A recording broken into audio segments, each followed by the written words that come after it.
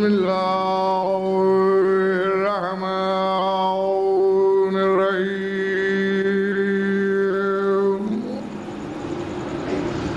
الحمد لله والصلاة على أهلها بعد فقد قال الله تبارك وتعالى في كتابه المجيد وقوله الحق يهدي الله لنوره من يشاء ويضرب الله الأمثال للناس صلاة وسلام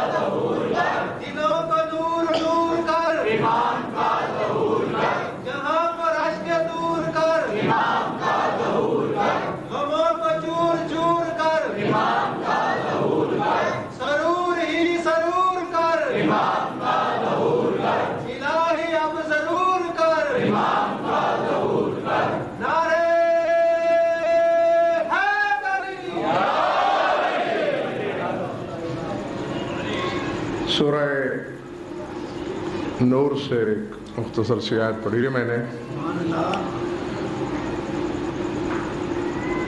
اور اس عنوان کے حوالے سے اس منبر سے یہ آیت چوتھی مرتبہ پڑھی گئی ہے۔ 3 مجالس پر پہلے ہو چکی ہیں، چوتھی یہ ہے، اور ابھی بھی میں نہیں کہہ سکتا کہ کتنی اور ہوں گی۔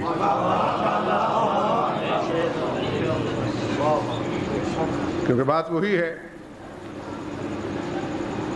نہ اسرار قرآن کا سلسلہ ختم ہو سکتا ہے،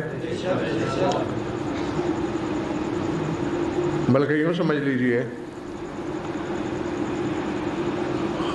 خدائی ختم ہو جائے گی، کلام خدا کی گہرائی کا سلسلہ ختم نہیں ہوگا۔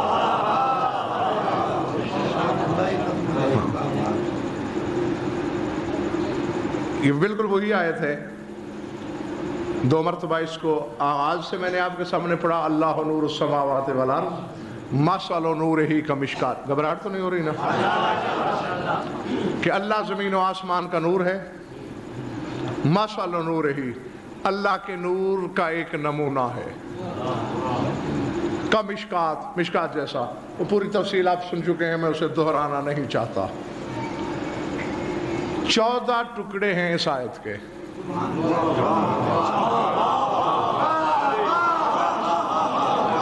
اور 14واں یہی ہے کہ یہدی اللہ لنورہ من یشاء۔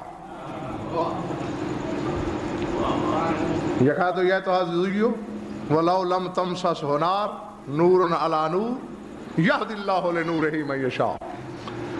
تو 14واں حصہ یہی ہے کہ اللہ اپنے نور کی طرف ہدایت کرتا ہے اس بندے کو جس کے بارے میں مشیت فیصلہ دے۔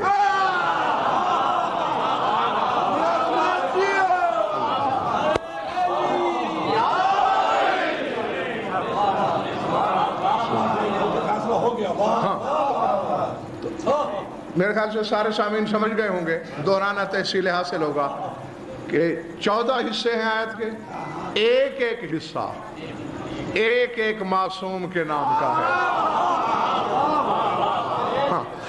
اور یہ صرف ہماری سوچ نہیں ہے، بلکہ قرآن کے ورثاء سے جب کبھی تفسیر پوچھی گئی تو یہی کچھ انہوں نے بتایا کہ مثل نورہ سے مراد رسول لیا، اور یہدی اللہ لنورہ سے امام زمانہ مراد لیا۔ اب سر اٹھائیے، کہنا یہ ہے کتنا بڑا مقام ہے رسول کا. اس سے بڑا مقام کیا ہوگا؟ اللہ کہہ رہا ہے مثل نورہ، کہ یہ میرے نور کا نمونہ ہے. اگر میرے سامعین توجہ رکھتے ہیں تو پہلے جملے میں ہی آپ عرش پہ پہنچ جائیں گے. مثل نورہ، کہ رسول میرے نور کی مثل ہے، نمونہ ہے. اور امام زمانہ کے لیے کیا کہہ رہا ہے؟ یہد اللہ لنورہ، یہ میرا نور ہے.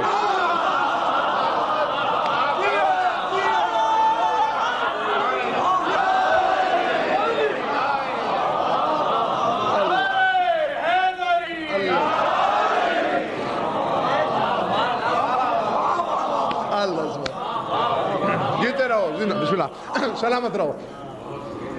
مثل نور ہی، وہ نور کی مثل، اور میرا امام یہد اللہ لنورہ، اس کا نور. اور یہ ہر ایک کا مقدر نہیں. یہد اللہ لنورہ من یشاء، جس کے بارے میں مشیت چاہے اسی کو ہدایت ملتی ہے اللہ کے اس نور کی طرف. اور بس اگر پہلے زینے تک میرے سامعین پہنچ گئے ہیں تو جو دو چار باتیں کرنا مقصود ہے اس آیت کے ذیل میں وہ یہ ہے، صافی سے تفسیر ابو حمزہ تک مذہب اہل بیت کی ہر تفسیر یہی کہتی ہے کہ لے نورہ ہی سے مراد قائم زمانہ، وہ ہے اللہ کا نور. حالانکہ سارے اللہ کا نور ہیں، لیکن جب تقسیم کی باقی معصوموں میں کچھ فصل رکھا.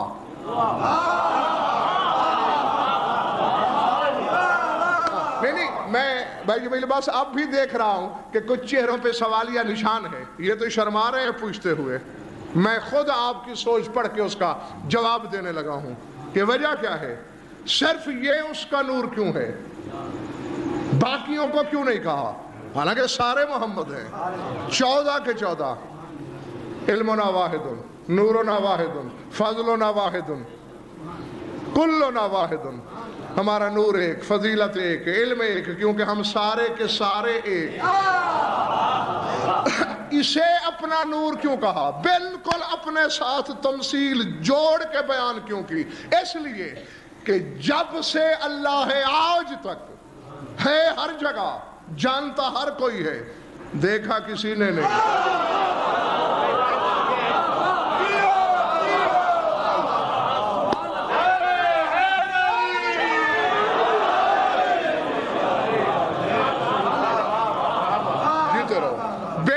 یہی صفت میرے امام زمانہ میں ہے، جب سے ہے آج تک موجود ہیں، ہر جگہ ہیں. اور اس طرح ہر جگہ موجود ہے کہ جب ظہور فرمائیں گے کائنات عالم کا ہر بشر کہے گا دیکھا تھا.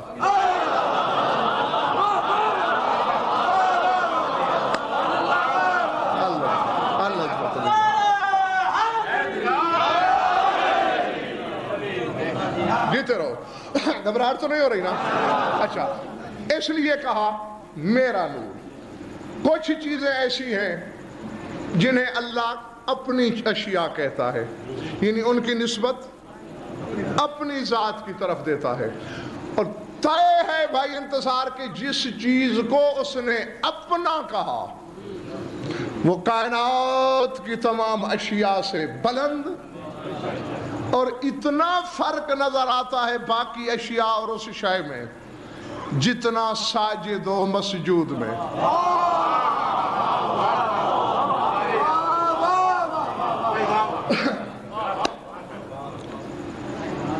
گھبرا تو نہیں رہے؟ مثلا کیا دلیل ہے؟ اب دیکھیے، کائنات کے ہر ذی روح میں اللہ نے روح پھونکی نا؟ ہاں. لیکن ایک روح ایسی ہے، باقی ہر روح کو روح کہا، ایک روح کو میری روح کہا. جب آدم بنانے لگا فَإِذَا سَوَّيْتُهُ وَنَفَخْتُ فِيهِ مِن رُوحِي فَقَعُوا لَهُ سَاجِدِينَ. فرشتوں سے کہہ رہا ہے کہ جب میں اس کے اعضاء و جوارے اپنے اپنے مقام پہ لگا لوں. اب بھائی جمیل عباس یہ بھی راز کی بات ہے اعضاء و جوارح لگانے کے لیے ہاتھ کی ضرورت ہوتی ہے۔ اب پتہ نہیں اس نے کیسے لگائے ہوں گے، اس بحث میں فی الحال پڑھنا نہیں چاہتا کیونکہ یہ میرا موضوع ہی نہیں۔ وَنَفَخْتُ فِيهِ مِن رُوحِي، اور جب اس میں روح ڈال لوں نہیں کہا، اب یہ بات تو نہیں ہے نا کہ میں پڑھوں بھی خود سمجھوں بھی خود۔ نفخت، جب پھونک لوں، پھونکا جاتا ہے منہ سے،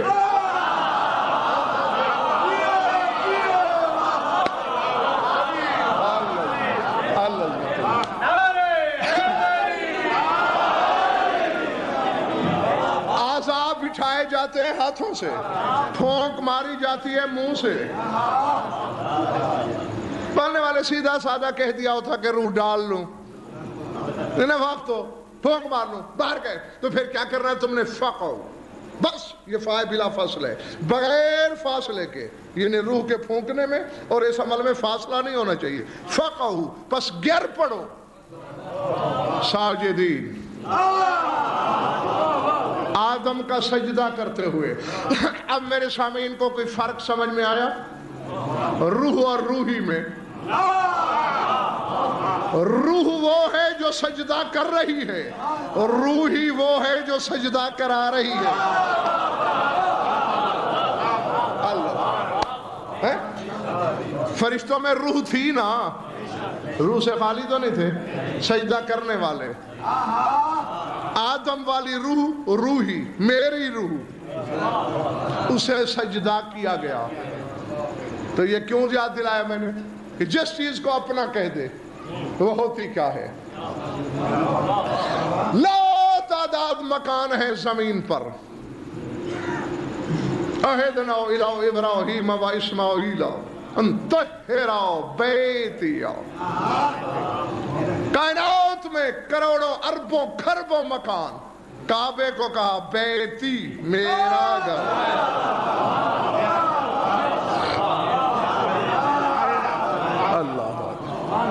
غور فرمایا آپ نے یا نہیں؟ تو بھائی جو ہی جائے اضافت لگی کہ میرا گھر، کائنات کا ہر نوازی جھکنے پر مجبور۔ اگر تم یہی رہے اور چلے نہ گئے تو بہت آگے لے کے چلنا ہے میں نے تمہیں۔ روحی میری روح، فرشتے جھکے، یا یعنی یوں آسان کر لیتے ہیں، آسمان والے جھکے۔ بیتی میرا گھر، روح زمین کا ہر عابد غضنفر سے لے کر محمد مصطفیٰ تک جھکا۔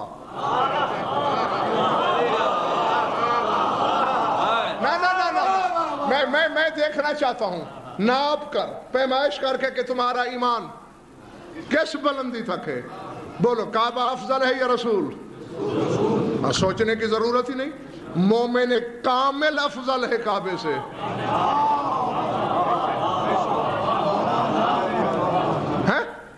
وہ ہے نا کہ موسم حج میں ایک شخص غلاف کعبہ کو چمٹا ہوا ہے اور دعا مانگ رہا ہے، الہی بحرمت کیا، حرمت بیت کا ہذا اللہ وغفرت لی ذنبی، پانے والے تجھے اپنے گھر کی حرمت کا واسطہ میرے گناہ معاف کر دے، تیرے رسول کا گزروا۔ کیا کہہ رہا ہے؟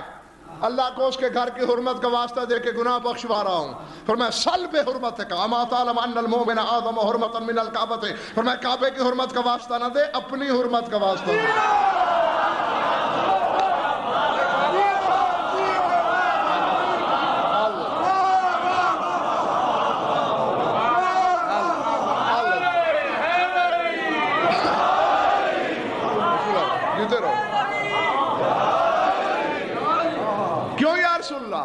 فرمایا کیا تم جانتے نہیں کہ مومن کعبے سے کہیں زیادہ محترم ہے نگاہ الہی میں، اعظم حرمتن، حرمت کے لحاظ سے اعظم ہے۔ اور جب میں نے سوچا نا تنہائی میں بیٹھ کر، پتہ ہے راز کیا سمجھ میں آیا؟ کان ادھر لاؤ کان میں بتاؤں کہ کعبے سے کیوں حرمت زیادہ ہے مومن کی۔ پہلے میں نے سوچا 2 + 2 4، کعبے کی حرمت کیا ہے؟ ذاتی تو ہے نہیں، ذاتی ہوتی تو پہلے دن قبلہ ہوتا۔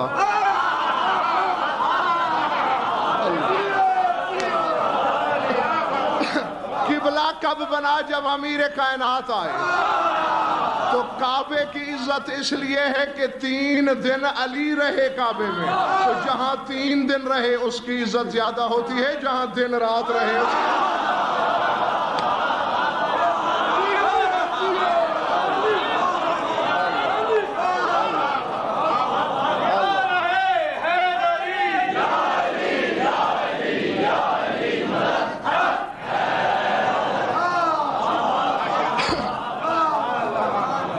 اشارہ ہے بھائی جمیل عباس، 1001 مسئلہ حل ہو جائے گا تمہارا اس کی روشنی میں، ہاں اگر صاحب شعور ہو۔ کبھی بھی مومن سے اس کے گناہوں کی وجہ سے نفرت نہ کیا کرو۔ کعبے میں بت بھی آ جائیں تو رہتا کعبہ ہے۔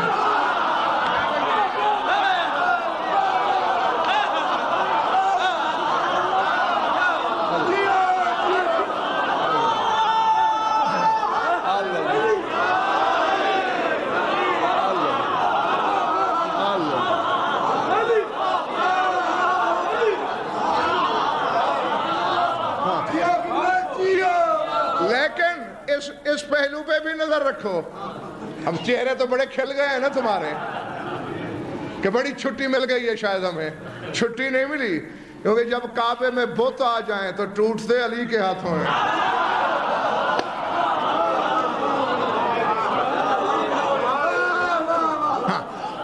بہرحال یہ جملہ تھک تو نہیں گئے ہو؟ تو جب مومن کی حرمت بڑی ہے کعبے سے تو رسول کی حرمت کتنی زیادہ ہوگی۔ سجدہ کیوں کر رہا ہے؟ دیکھا میرے رسول نے، جب میرے اللہ نے کہہ دیا بیتی میرا گھر، تو رسول کو بھی سجدہ کرنا پڑا۔ اب بیت اور بیتی میں جو فرق ہے سمجھ میں آیا؟ اچھا اب اسی طرح دیکھ لیں،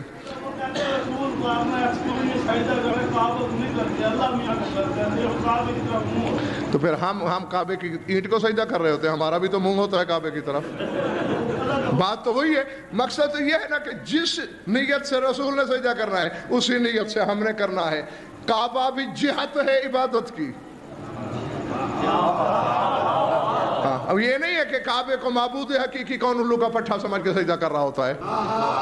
جو کعبے کو بھی معبود سمجھ رہا ہے وہ تو مشرک ہے۔ کعبے کو تو عبادت کی جہت سمجھا گیا ہے کہ جب تک کعبے میں اپنا عبادت میں کوئی جہت نہ ہو اللہ تک پہنچا نہیں جا سکتا۔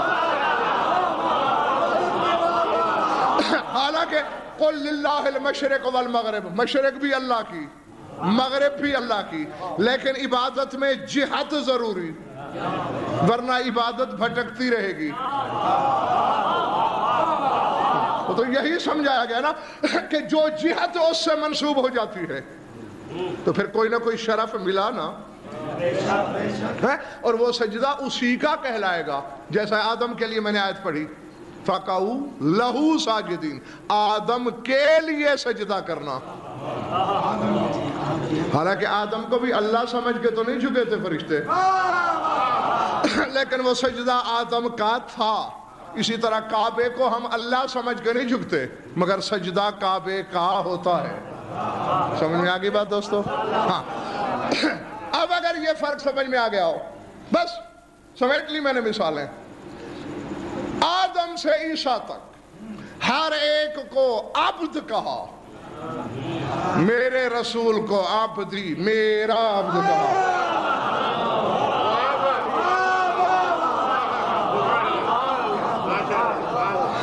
جاگنا باہر والے بھی آخری بندے تک، غضنفر سے لے کر آدم تک، کسی سے کہا جنت میں چلا جا، کسی سے کہا جنت الفردوس میں جا، جنت عدن میں جا، جنت نعیم میں جا، جنت الخلد میں جا۔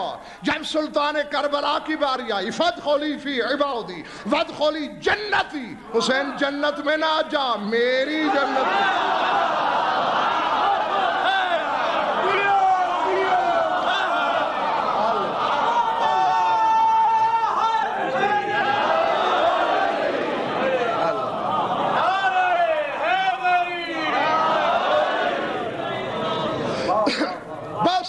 کرو، ختم ہو گئی مثالیں، اب 2-3 فیصلے کروانا ہے آپ سے اور ممبر چھوڑ دینا ہے۔ یہ روحی ترجمہ کیا تھا؟ کیوں گھڑی دیکھ رہے ہو؟ میں نے وقت پورا کرنا ہے۔ روحی، میری روح، اب ترجمہ آپ کرو گے۔ روحی ترجمہ میری روح تھی آدم کے لیے، ٹھیک ہے نا؟ ہاں الگ سے اس کا وجود، بیتی، شاد باش جی طرف، میرا گھر، عبدی، جنتی، میرے امام زمانہ کے لیے کہا میرا نور،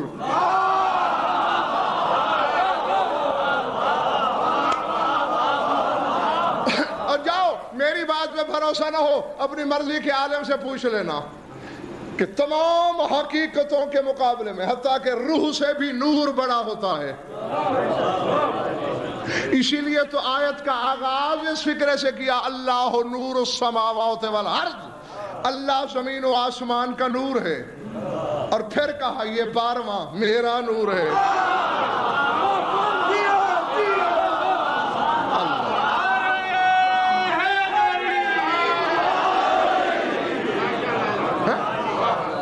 تو کچھ سمجھ میں آئی بات؟ خود کو نہیں، ابھی بھی الفت یہ نہیں سمجھے بھئی، آدم کے لیے کہا میری روح، لیکن یہ نہیں کہا کہ میں روح ہوں۔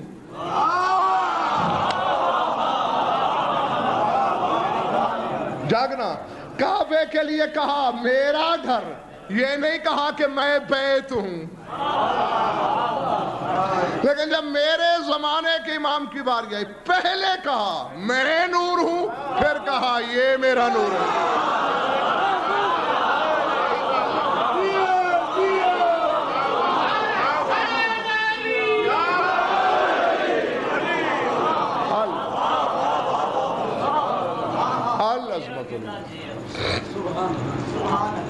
ہاں، تو جو اللہ کا نور ہے،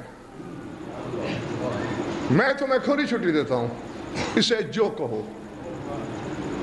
پھر ذہن میں رکھ لو، اللہ نور ہے، قائم اللہ کا نور ہے، اللہ نور ہے، یہ اس کا نور ہے۔ اب تم جو مادہ مشخص کرو گے امام کا، مجھ جیسا سیدھا سادہ بندہ تو یہ سمجھے گا نا کہ جو یہ ہے،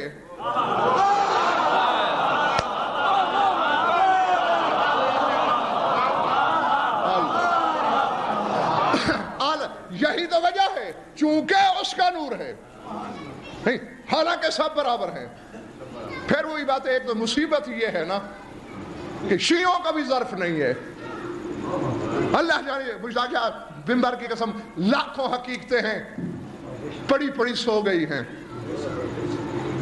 پرانی ہو چکی ہیں، محض ظرف چھلک جانے کے ڈر سے انہیں باہر نکالنے کی اجازت ہی نہیں دے رہا میں، کیونکہ پھر ہر شخص اپنے دماغ کے مطابق جمع تفریق شروع کر دیتا ہے، پھر فاضل و مفضول کے چکر میں پڑ جاتا ہے۔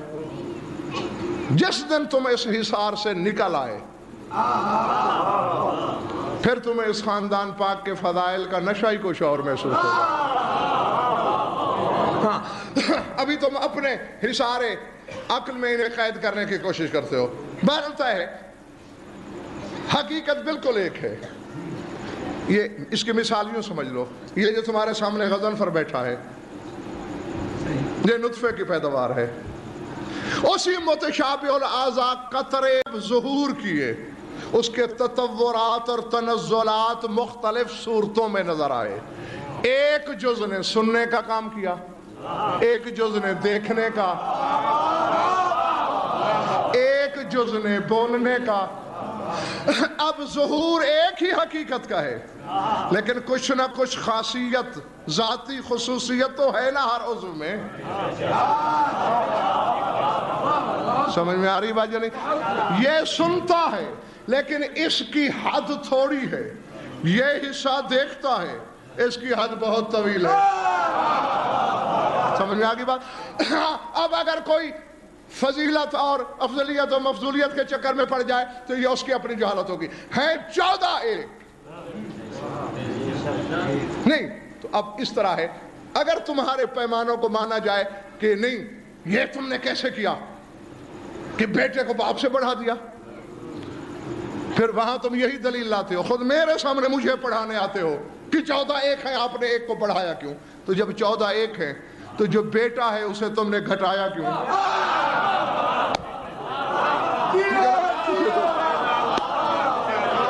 یہ تو سامنے کی بات ہے، پھر برابر رکھو۔ نہیں بھائی میرے، حقیقت اور چیز ہے، فضیلت اور چیز ہے، بے نہیں اسی طرح۔ دیکھتے مجھے رہنا، سب کو نور کہا، ویسے سب ایک ہے، لیکن جب تفریق کی، میرے امام زمانہ کو نور نہیں کہا، اپنا نور کہا۔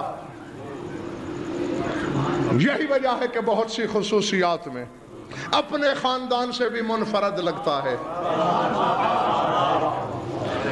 الفت اس کا لقب قائم کیوں ہے؟ جاؤ تحقیق کرو، 15-20 کتابیں تو ابھی جو میرے ساتھ آئی ہیں ابھی دکھا سکتا ہوں۔ قائم کے لفظی معنی کیا ہے؟ کھڑا ہونے والا۔ جب سے اللہ نے اسے خلق کیا ہے، باقی تیرا نور کبھی بیٹھے ہیں کبھی لیٹے ہیں۔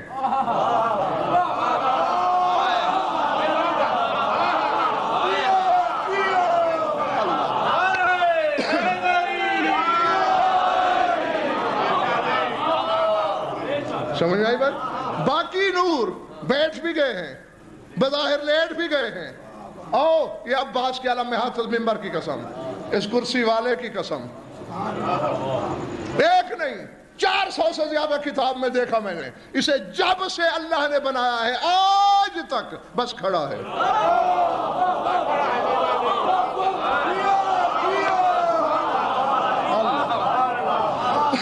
نہیں اب پھر گھروں میں جا کے سوچنا ہم جیسا ہے، نہ تھکنے کا نام لیتا ہے۔ اور بھائی جمیل عباس کچھ ایسا ناز ہے بنانے والے کو اپنی یہ صنعت پر کہ سورہ ہود میں ناز کر کے کہہ رہا ہے افمن هو قائم علی کل نفس بما کسبت، وہ جو ہر نفس کے سرانے قائم ہے، کھڑا ہے، وہ کسی جیسا ہو سکتا ہے؟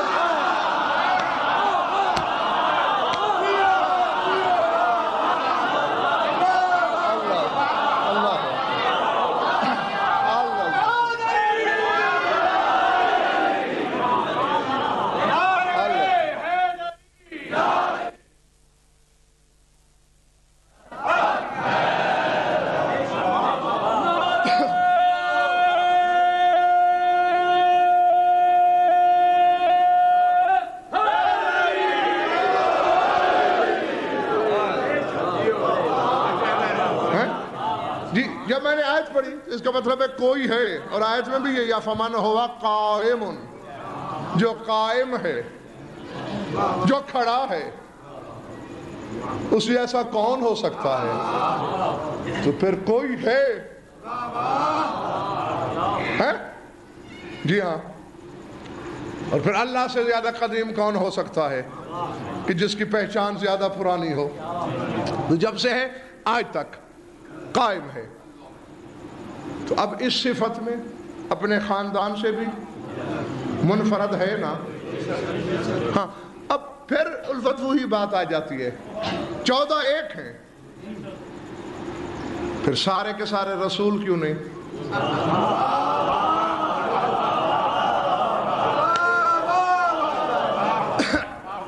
سارے کے سارے مرد کیوں نہیں؟ سارے کے سارے پردہ دار کیوں نہیں؟ بھئی جب ایک ہیں، نہیں تطورات الگ ماننا پڑیں گے، ظہور الگ ماننا پڑے گا، اظہار خصوصیت الگ ماننا پڑے گا۔ ہاں، جس سے اللہ نے جو کام لیا، رسول کا کام اگر علی سے لینا چاہتا کر سکتے تھے، علی والا کام حسنین سے لینا چاہتا کر سکتے تھے، حسین والا کام کسی اور امام سے لینا چاہتا کر سکتے تھے، لیکن واقعہ ہے کہ جب کیا حسین نے تو پھر جو انفرادیت اسے ماننا چاہیے۔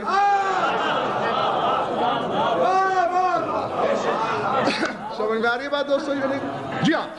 اور پھر یہی وجہ، پھر بات وہیں آ جاتی ہے یاد ہے کتنی مجالس پڑھنا پڑ گئی تھی مجھے اس منبر سے؟ تقریباً 7-8. جب میں نے کہہ دیا کہ 8 ائمہ سے افضل ہے میرا امام. ہاں میرا خیال تھک گئے ہو تم.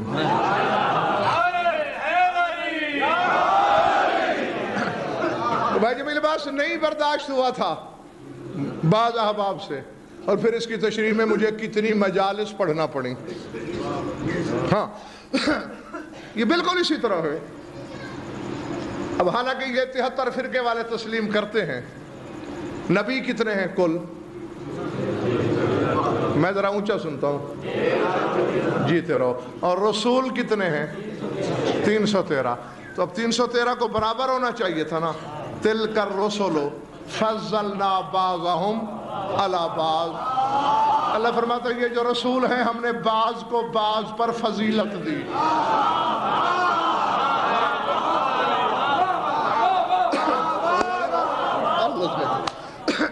اس میں یعنی بڑے اسرار ہوتے ہیں، بڑے حقائق ہوتے ہیں. اب یہ نہیں اسی طرح ہے، رسول افضل تھے. یعنی میں بلکہ مزید آسان کروں، یہ 5 جو پہلے آئے، یہی تو وجہ ہے کہ تعارف میں جب تقسیم ہوتی ہے تو ہم اسی طرح بولتے ہیں 5 12 14. اسی طرح بولتے ہیں نا 5 12 14. 5 الگ سے آئے، حالانکہ اس وقت 14 ان 5 میں منحصر تھے.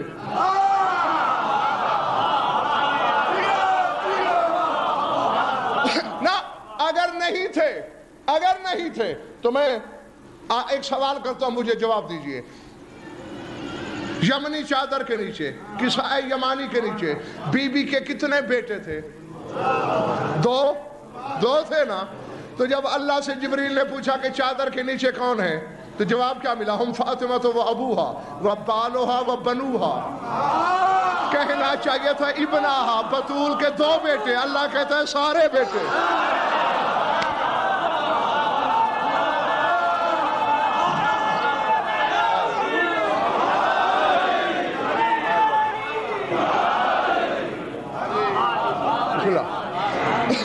ٹھیک ہے نا. تو اس لیے میں نے یہ فکرہ بولا کہ 14 منحصر تھے 5 میں. اب ان 5 میں آخری کون ہے؟ حسین. ٹھیک ہے نا. یعنی اب یوں ترتیب فضیلت چلتے چلتے حسین پہ آ گئی. تو اب جو 5 تن کی آخری فرد تھا تو حسین ہے. وہ شہید ہوئے، ان کا بدلہ باقی ہے.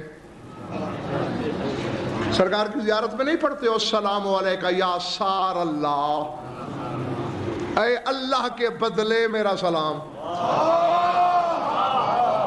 سار عربی میں بدلے کو کہتے ہیں جس کا بدلہ اللہ کے ذمے ہے.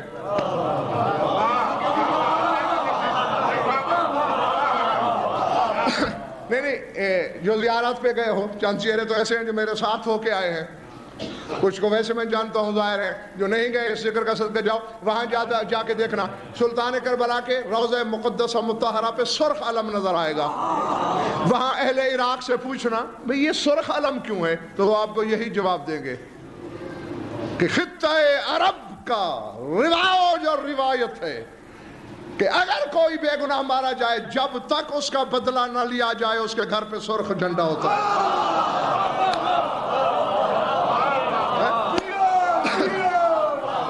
تو اب چونکہ جو افضل تھا، اب مولا حسین سرکار سید و ساجین تھے، افضل تھے نا، لیکن چوتھے امام نے بدلہ نہیں لیا، یا اللہ نے اس کے ذریعے نہیں لیا.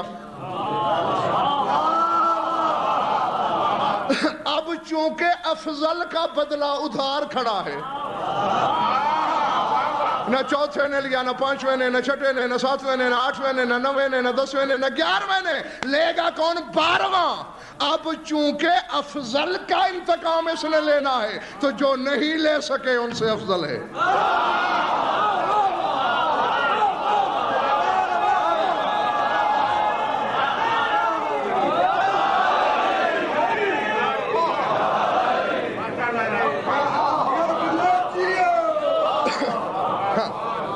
یہی وجہ. اور چونکہ السلام علیکم یا سار اللہ. اے وہ ذات جس کا بدلہ خدا نے لینا ہے. اب یہ سمجھ میری میں نہیں آیا بھائی جان، بات چکر کیا ہے؟ بدلہ خدا لے گا، انتظار میرے امام کی ہو رہی ہے.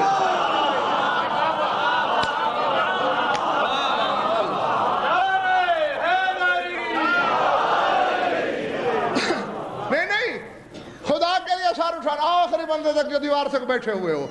اللہ نہیں لے سکتا تھا بدلہ؟ بولیے، لے سکتا تھا؟ بھئی خدا کو بدلے کے لیے تلوار کی حاجت، نہ ہاتھ کی محتاجی، نہ اسباب کی ضرورت. بجلی گرا سکتا تھا، زلزلے میں مار سکتا تھا، پتھروں کی بارش کر سکتا تھا. ایک ارادہ لگتا، شرق سے عرب، شمال سے جنوب، کوئی دشمن شبیر نظر ہی نہ آتا زمین پر. 1400 سال ہو گئے حسین کو، آج تک اللہ کی نگاہ بے نگاہی بھی اس راستے پہ ہے. کب باروا آئے،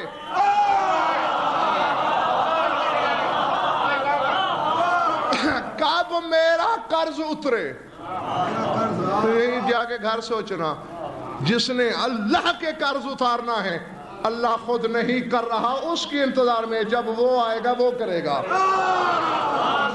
تو وہ کتنا قریب ہے ذات واجب کے، چونکہ بدلہ اللہ پہ واجب تھا، لے یہ رہا ہے. اسی لیے کہتا ہے میں نور ہوں، یہ میرا نور ہے.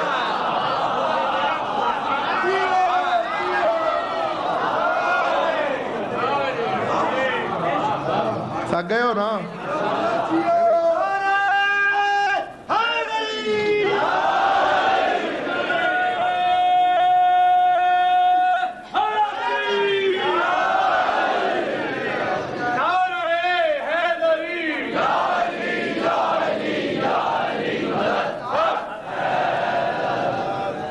اچھا یہ بتانا،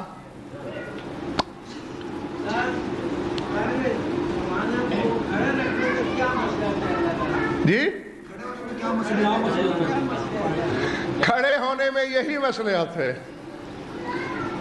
یاد ہے اسی منبر سے، اور آج سے 4 سال پہلے میری ایک پڑھی ہوئی مجلس ہے، سرکار صادق نے زمین پہ ٹھوکر مار کے اپنے ایک صحابی کو زمین پھاڑی. اس نے دیکھا کچھ لوگ گھوڑوں پہ سوار ہیں، شاہرین سیوفہم واضعین اذقانہم علی قرابیس سروجہم، ننگی تلواریں ہاتھ میں، بلا تشبیہ ٹھوڑیاں زین کی کوچ پر ٹکائی ہوئی، آنکھیں راہ پہ لگی ہوئی. مولا نے فرمایا یہ جب سے اللہ نے انہیں خلق کیا ہے یہ اسی طرح کھڑے ہیں، اور یہ ہمارے قائم کے سپاہی ہیں.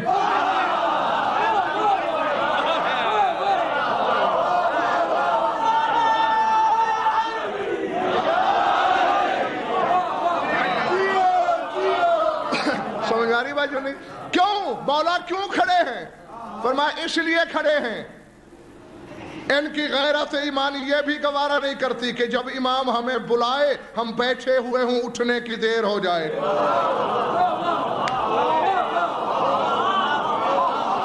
جی تو میرے امام کو کھڑے رکھنے میں 2 علتیں ہیں. یہ تو ہم چونکہ ہم لوگ سہل انگار ہیں، آسانی پسند ہیں، اس لیے ہم نے صرف قائم کہہ دیا، ورنہ پورا لقب میرے مولا کا، ابھی مجلس کے بعد میں کتابیں آپ کو دکھا سکتا ہوں، وہ ہے قائم الزمان، زمانے کو قائم رکھنے والا.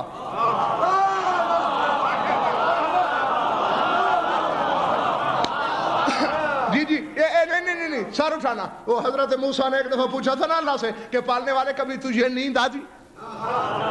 اللہ نے کہا اس کا جواب میں بعد میں دوں گا.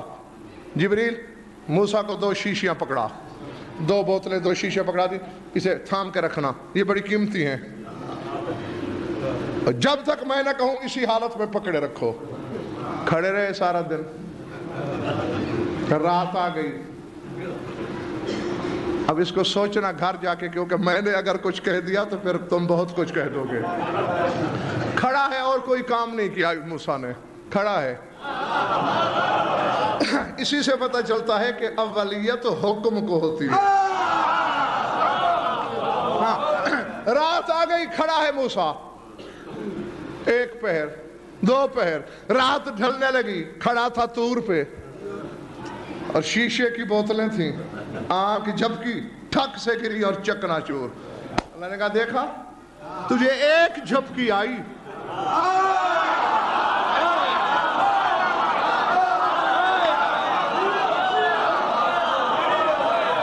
تجھے ایک جھپکی آئی، ایک دفعہ آنکھ لگی، دو بوتلیں نہیں بچا سکے۔ اگر کائنات کی حفاظت کرنے والا سو جائے،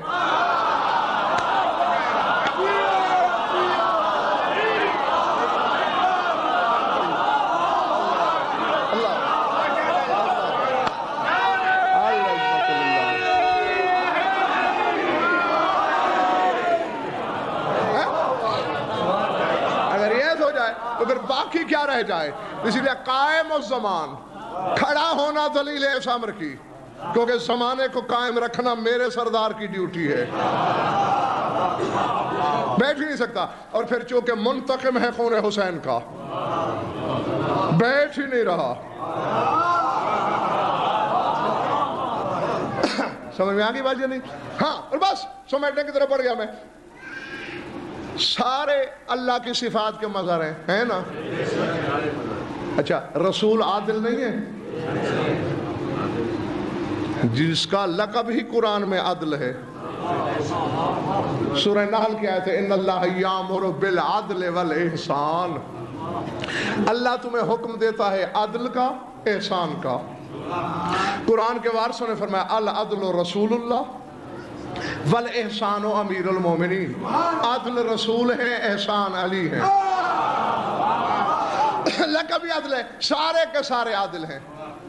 تو پھر یہ دعا بیٹے ان کو دکھا دینا، بڑی بڑی کتابیں، یہ سرکار کے بعض کتابوں میں ہے کہ پہلے نائب کے ذریعے، بعض ہیں کہ دوسرے کے ذریعے دعا امام زمانہ کے لیے جو مانگی جاتی ہے، اس میں آپ کو یہ جملے ملتے ہیں۔ مومنین سے کہا گیا ہے کہ اللہ سے کہو اللہم انا نسألک ان تعوذن لولیک باظہار عدلک فی عبادک۔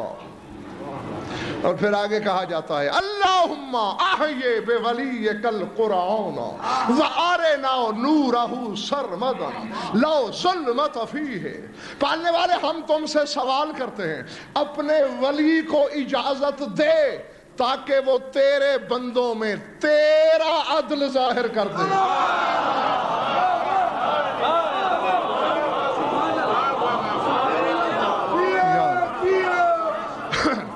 عدل نہ، یہ نہیں کہ عدل ظاہر کرے، تیرا عدل۔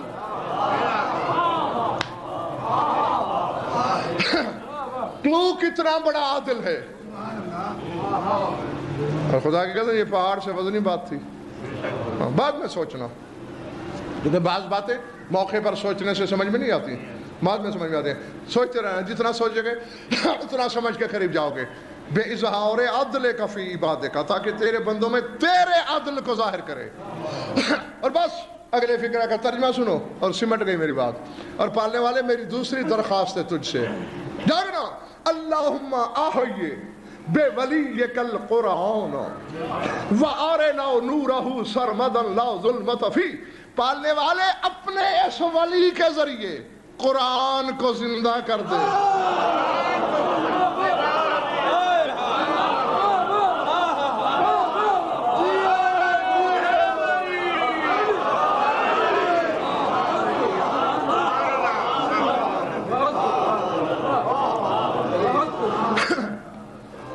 بھائی جی میرے پاس یا سارا مذہب فریب ہے، نعوذ باللہ، میری زبان گل جائے۔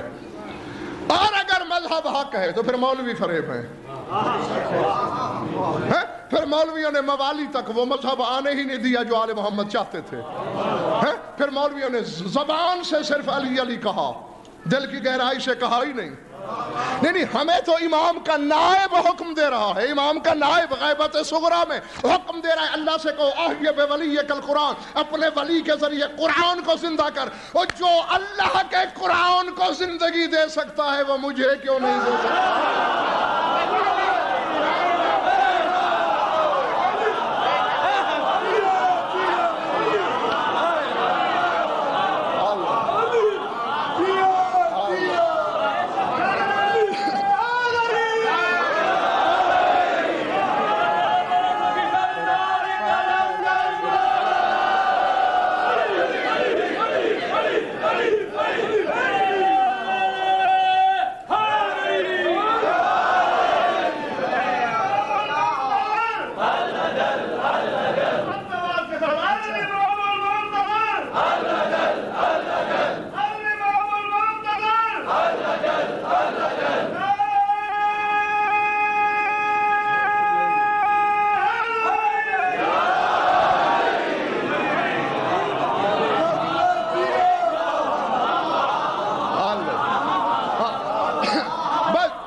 رہو، زندہ رہو، سلامت رہو، مجھے محنت کا پھل مل گیا، جو پیغام میں نے دینا تھا پہنچا لیا۔ احیی بولیک القرآن، اپنے ولی کے ذریعے قرآن کو زندگی عطا کر۔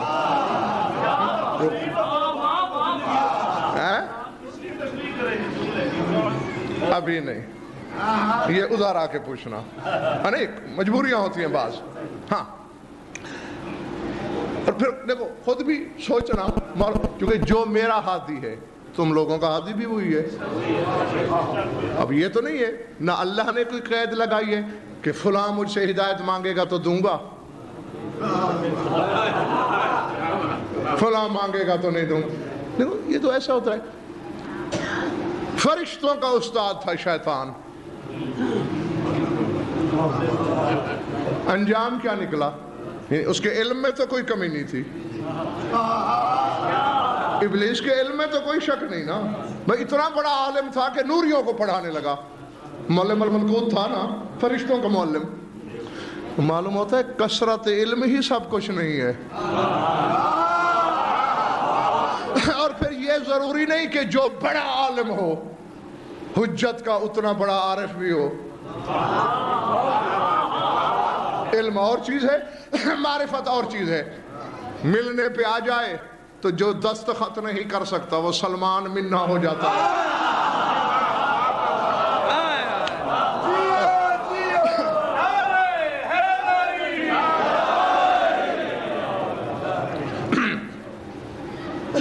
آیا کبھی وقت تو ممبر سے بیان کروں گا، قرآن کو زندگی دے اپنے ولی کے ذریعے، اور اس جملے کے لیے ساری محنت تھی میری، وَأَرِنَا نُورَهُ سَرْمَدًا لَا ظُلْمَةَ فِيهِ، اور پروردگارہ میں تو اس سے دعا مانگ رہا ہوں کہ اپنے ولی کا وہ نور سرمد ہمیں دکھا دے جس میں ظلمت نہیں ہے۔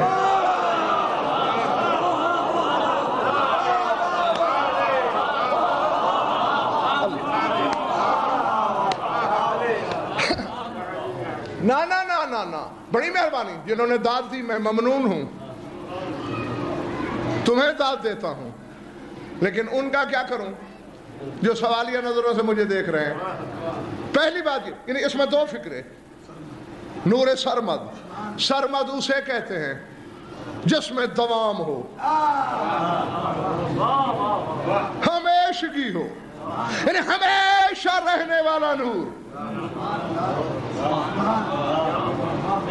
اسی لیے جس دور میں ہم رہ رہے ہیں یہ زمان ہے، اس سے پہلے جب زمان نہیں تھا، یا آج بھی جہاں زمان کی حد ہے، یہ تو میں آپ کو کئی دفعہ بتا چکا ہوں نا، یہ کرسی اور عرش دو نام سنتے ہو، جہاں زمان ختم ہو جائے وہ کرسی کہلاتی ہے، اور جہاں مکان ختم ہو جائے وہ عرش کہلاتا ہے۔ یعنی کرسی کے بعد لا زمانی ہے، عرش کے بعد لا مکانی ہے، سمجھ میں آگئی بات؟ تو زمان کے بعد ہے دہر،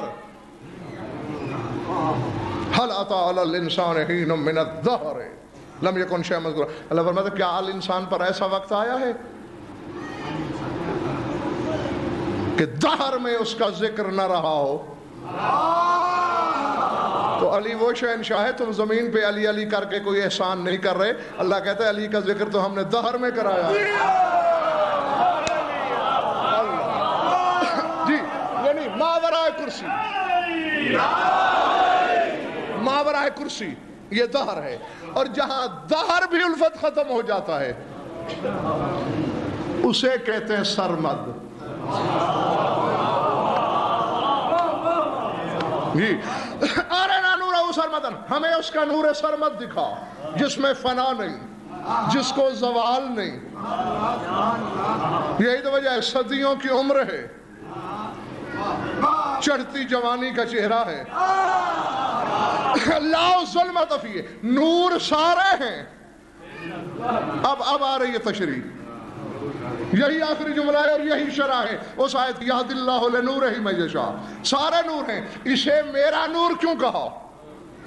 بھائی اس کی وجہ یہ ہے، اب میری پچھلی پڑھی ہوئی عشروں کے مجالس ذہن میں رکھو گے تو لطف آئے گا، ہیں سارے نور، اور لطف یہ ہے کہ رشتوں میں سارے اس سے بڑے۔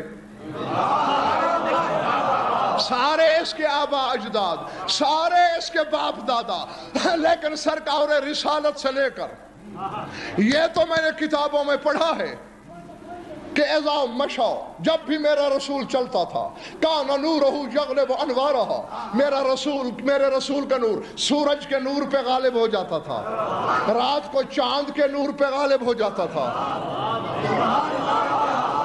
حسن جب کبھی نقاب الٹ لیتے تھے لگتا تھا کہ پہلے روشنی تھی ہی نہیں، سارے اللہ کے نور تھے، لیکن رسول کے زمانے میں سورج بھی نکلتا رہا، چاند بھی نکلتا رہا، علی کے زمانے میں سورج بھی چڑھتا رہا، چاند بھی چڑھتا رہا۔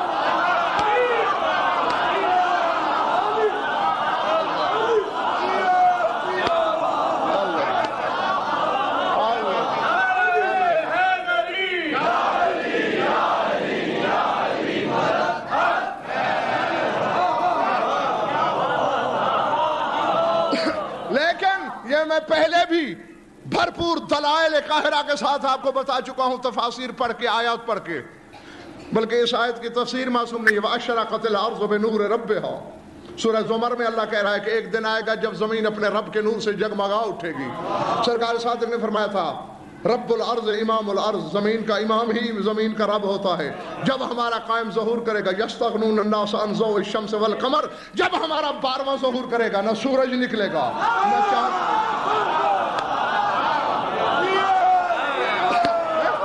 رات کو چاند کی روشنی کا کام دے گا اس کے چہرے کا نور،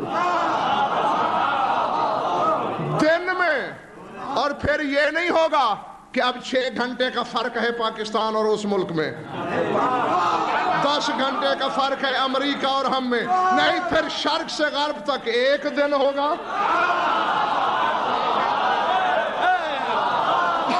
پھر شرق سے غرب تک ایک رات ہوگی، شرق سے غرب تک نمازوں کا ایک ٹائم ہوگا، میرا امام زمین کے آخری کونے پہ ہوگا، اور اس آخری کونے تک ہر بندہ اپنے گھر بیٹھ کر امام کے پیچھے نماز پڑھے گا۔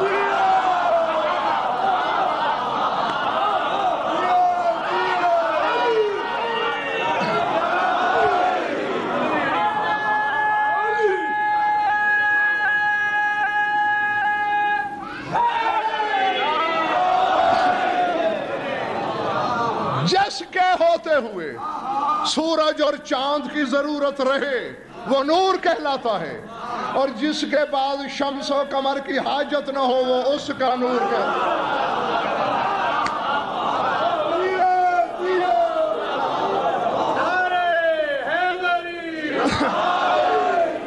اچھا بس ختم ہو گئی بات دوستو۔ تم نے قرآن سے پوچھا ہے کبھی کہ سورج اور چاند کی الفت کہاں ضرورت نہیں پڑتی؟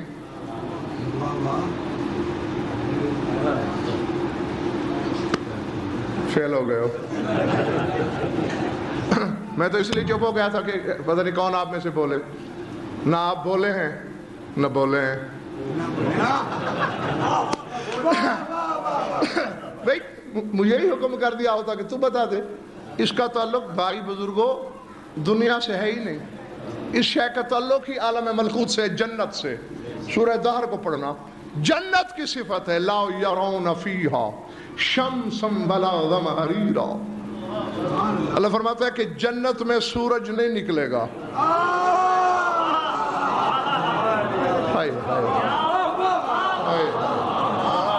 جنت میں سورج نہیں نکلے گا، چاند کیوں؟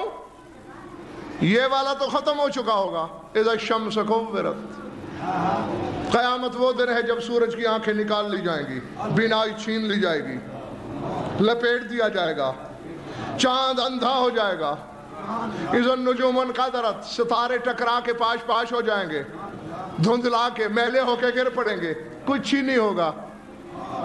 تو یہ فانی ہے، جنت میں فانی نہیں آتا، جنت دار البقا ہے۔ سمجھ میں آ رہی بات ہے؟ یار تمہیں سنایا تو ہے، اس لیے کہتا ہوں یاد رکھ لیا کرو نا، تو جو مجھے کبھی کبھی ایک آدھ جملہ دہرانا پڑ جاتا ہے پہلے والے کا، اس کی بھی بچت ہو جائے، اس میں بھی آپ کو نئی بات ہو۔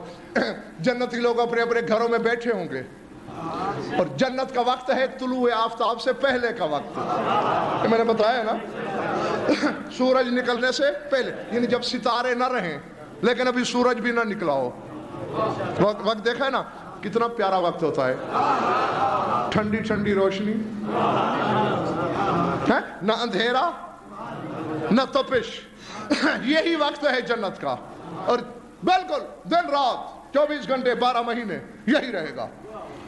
تو بیٹھے ہوں گے اپنے گھروں میں، اچانک ایسی روشنی جنتی لوگوں کے گھروں میں گھس جائے گی جیسے دوپہر ہو گئی ہو، سجدے میں گر پڑیں گے جنتی، پالنے والے تیرا وعدہ حق، تو نے قرآن میں کہا ہے لا یرون فیہا شمس ولا زمہریرا، سورج چاند ہوں گے نہیں، یہ روشنی کہاں سے آئی؟ آواز قدرت آئے گی یا اہل الجنہ علی رسلکم، اپنی اپنی جگہ پہ آرام سے بیٹھے رہو، یہ کوئی سورج وورج نہیں نکلا۔ ان علی و فاطمہ تدعوا یا بینہما بالکلام، علی اور سیدہ آپس میں باتیں کر رہے تھے، بات کرتے کرتے کسی بات پہ ہنسے ہیں، ان کے دانتوں کی تجلی۔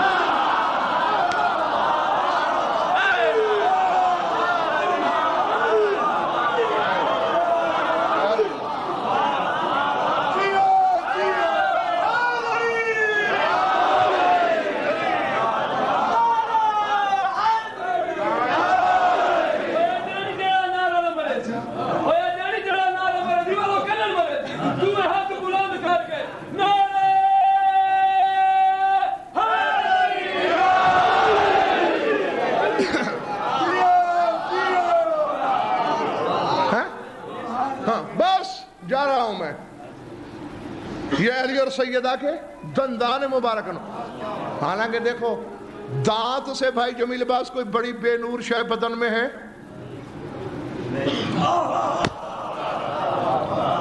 کسی ڈاکٹر سے جا کے پوچھنا،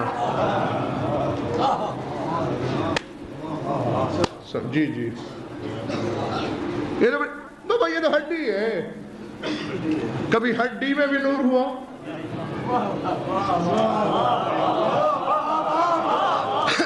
یہ ہمارے پاس یہ آنکھیں جو ہیں اس میں کچھ نور ہے تھوڑا سا، روح میں نور ہے بہت سارا، عقل میں نور ہے اس سے بھی زیادہ، ہاں کیونکہ ہماری سوچیں وہاں تک چلی جاتی ہیں جہاں تک جبریل نہیں جاتا۔ جی یہ عقل کے نور کی دلیل ہے، سمجھ میں آ رہی بات ہے نا؟ جی یہ عقل کے نورانی ہونے کی دلیل ہے، تو یہ چیز تو بڑی بے نور سی ہے بھئی، اس کی بنیاد میں فاسفورس ہے، اس میں نور کہاں سے آیا؟ تو یہ دندان مبارک کی تجلی ہے، اور جنت کا طول و عرض جانتے ہو؟ جبریل 2,10,000 وہاں کے سالوں میں سلمان کے گھر کے وسط میں پہنچا تھا۔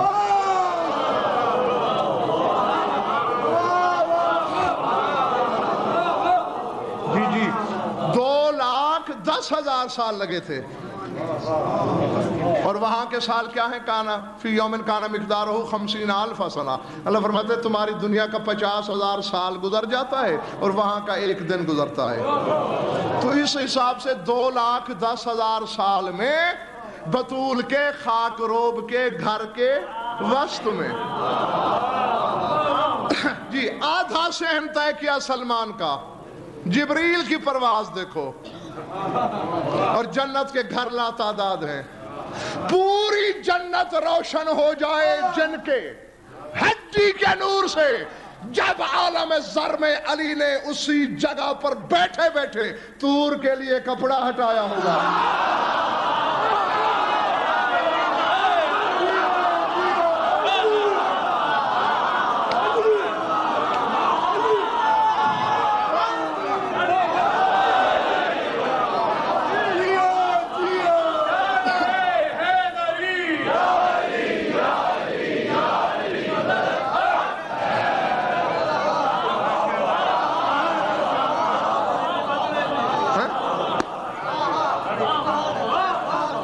سمجھ میں آئی بات دوستو؟ یعنی تو وہ یعنی جنت میں سورج نہیں ہوگا، ستارے نہیں ہوں گے، چاند نہیں ہوگا، اور جب امام ظہور کریں گے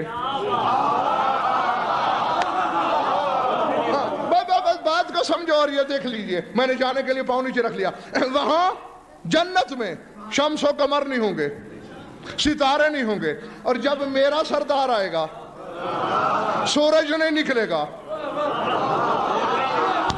ستارے نہیں ہوں گے، چاند نہیں ہوگا، تو پھر ماننا پڑے گا نا کہ جب میرا امام آئے گا یہی دنیا، یہی نجس دنیا، یہی آفتوں والی دنیا، یہی ناپاک دنیا جنت ہو جائے گی۔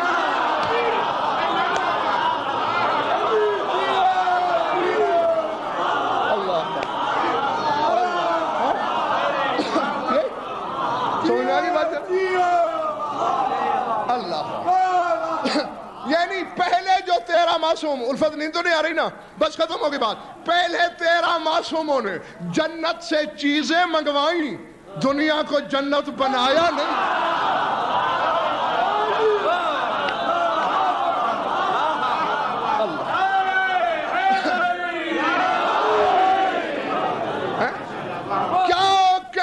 صاحب اقتدار کے، کیا کہنے اس ذی وقار کے، کیا کہنے اس ذی انوار کے، جو عالم ناسوت کو جنت بنا دے، اللہ جانے وہ کیا کیا کر سکتا ہے۔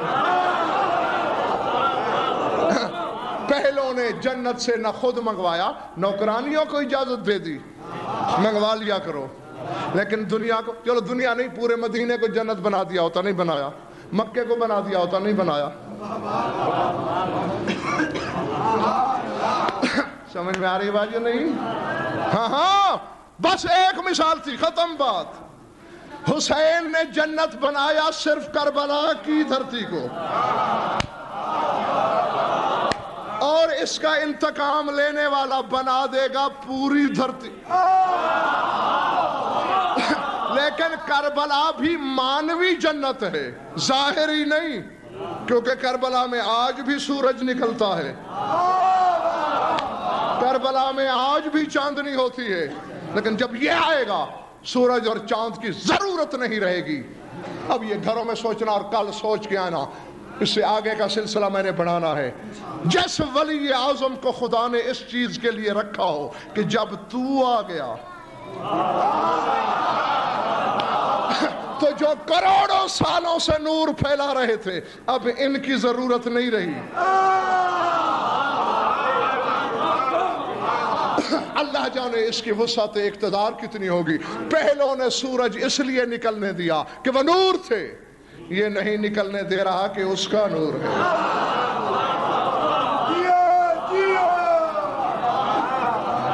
اور دعا ہے کہ پروردگار عالم سب سے بڑی دعا یہی مانگا کریں، خدا کی قسم نعمت عظمیٰ یہی ہے۔ ہاں کسی مجلس میں کوشش کروں گا امیر کائنات کے اس خطبے کے اقتباس آپ کو سنا سکوں اگر یاد رہا تو۔ مولا فرماتے وہ نعمت جس کا تم شکر ادا ہی نہیں کر سکتے وہ ہمارے قائم کی امامت ہے۔ تو یہی اور اسی لیے تو کہا گیا ہے کہ یہ دور غیبت میں، غیبت کے زمانہ میں دعا یہی مانگنا چاہیے، عرفنی نفسی نفسک فإنک إن لم تعرفنی نفسک لم أعرف رسولک، اللہم عرفنی رسولک فإنک إن لم تعرفنی رسولک لم أعرف حجتک، اللہم عرفنی حجتک فإنک إن لم تعرفنی حجتک ضللت عن دینی۔ پالنے والے اپنی معرفت عطا کرا، کیونکہ تو نے مجھے اپنی معرفت نہ کرائی تو میں تیرے رسول کو پہچان نہیں سکوں گا۔ پالنے والے اپنے رسول کی معرفت عطا کر دے، کیونکہ اگر تو نے مجھے رسول کی معرفت نہ دی تو میں تیری حجت کو نہیں پہچان سکوں گا۔ اب ذرا جاگنا، خدا کو نہ پہچاننے کا نقصان کیا ہے؟ رسول نہیں پہچانا جاتا۔ رسول کو نہ پہچاننے میں کیا نقصان ہے؟ حجت نہیں پہچانی جاتی۔ اللہم عرفنی حجتک، پالنے والے حجت کی پہچان بھی کرا دے، کیونکہ یہ نہ ہو تو نقصان کیا ہے؟ ضللت عن دینی، اگر اس کی پہچان نہ ہوئی تو میں بے دین ہو جاؤں گا۔ تو پروردگار عالم ہمیں اسی صاحب ذکر کا صدقہ حقیقی صاحب ایمان قرار دے، ہمارے عقائد حقہ بھی اسی طرح کر جس طرح تیری ذات چاہتی ہے، کہ ہم تیرے اولیاء مطلقہ کو بھی مانیں لیکن تیری توحید کی عظمت کو بھی نہ بھلا سکیں۔ ہاں کیونکہ کبھی کبھی جب اوور معرفت کا بھی بھائی جمیل عباس سے بھی باتیں ہو رہی تھیں مجلس سے پہلے کہ جب لوگ اوور معرفت کے شکار ہوتے ہیں تو پھر توحید کو پیچھے رکھ دیتے ہیں. ہاں ایسا بھی نہیں ہونا چاہیے، کیونکہ ان کی عظمت کا لطف ہی اسی میں ہے. کوئی خدا ہے تو یہ ہیں.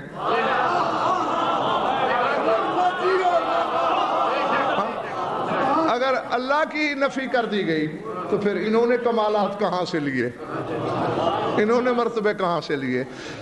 بلکہ جتنا جتنا یہ ثابت ہوتے ہیں اتنا اتنا توحید ثابت ہوتی ہے کہ کیا کہنا تیری قدرت کے جس کے بندے ایسے ہیں، وہ صاحب اقتدار کیسا ہے. تو اس لیے دعا مانگا کرو کہ ہمیں صحیح عقیدے کی پہچان اور اپنی حجت کی معرفت عطا فرما.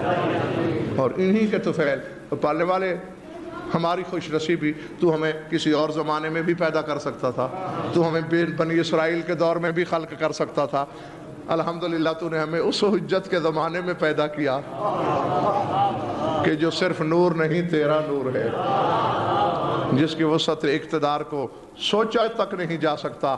اسی کے صدقے میں جو جو تنگ دستی اور کمی رزق کا شکار ہیں ان کی تنگ دستی دور فرما، جو بے گناہ قید ہیں مومنین میں سے ان کی رہائی عطا فرما، جو بے اولاد ہیں انہیں اولاد نرینہ عطا فرما، جو مقروض اور تنگ دست ہیں ان کی تنگ دستی دور فرما، جمعی مومنین مومنات کے جو حاجات و قضایا عدل و شریعت کے نزدیک جائز ہیں پورے فرما، سرکار حجت کا جلد ظہور فرما. اور پھر سن لیجئے میں ٹھیک 8:30 بجے بیٹھ جایا کرتا ہوں، چند منٹ پہلے تشریف لایا کریں تاکہ 4 باتیں آپ سے زیادہ ہو سکیں. اللہم کن لولیک الحجت بن الحسن صلواتک علیہ وعلی آبائہ فی هذه الساعة وفی کل ساعة من ساعات اللیل والنہار ولیم وحافظ وقائد وناصر ودلیل وعینا حتی تسکنہ ارضک طوعا وتمتعہ فیہا طویلا. یا رب محمد وآل محمد عجل فرج آل محمد. ربنا تقبل منا انک انت السمیع العلیم بجاہ محمد وآل بیتہ الطیبین الطاہرین.